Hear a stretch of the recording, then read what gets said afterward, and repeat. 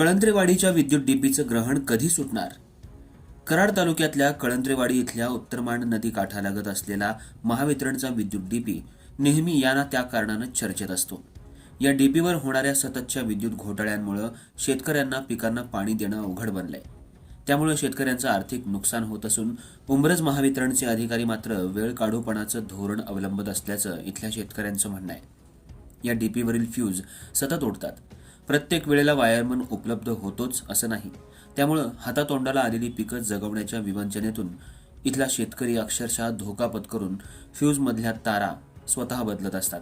त्यामुळं भविष्यात एखादी गंभीर दुर्घटना घडली तर याला जबाबदार कोण, असा प्रश्न या निमित्तानं उपस्थित होत असून या डीपीवर सतत विद्युत घोटाळे का होतात या पाठीमागचं कारण शोधून कायमस्वरूपी उपाययोजना करून या विद्युत डीपीला सुस्थितीत करणं गरजेचं आहे.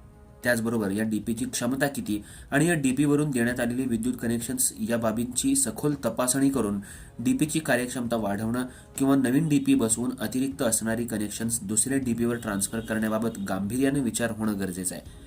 त्याबरोबरच काही शेतकऱ्यांनी उत्तरमांड नदीपात्रात बसवलेल्या कृषी पंपाद्वारे चुकीच्या पद्धतीनं विजेचा वापर केला जातोय. त्याचा तर प्रतिकूल परिणाम या डीपीवरती होत नाही ना, हे सुद्धा अधिक सखोलपणे तपासणं गरजेचं आहे. आता यावरती उंब्रज महावितरणचे अधिकारी काय निर्णय घेणार, असा प्रश्न शेतकऱ्यांच्याकडून विचारला जातोय. अर्थराज्य न्यूज मराठीसाठी कराड उंब्रज प्रतिनिधी जगन्नाथ थोरात.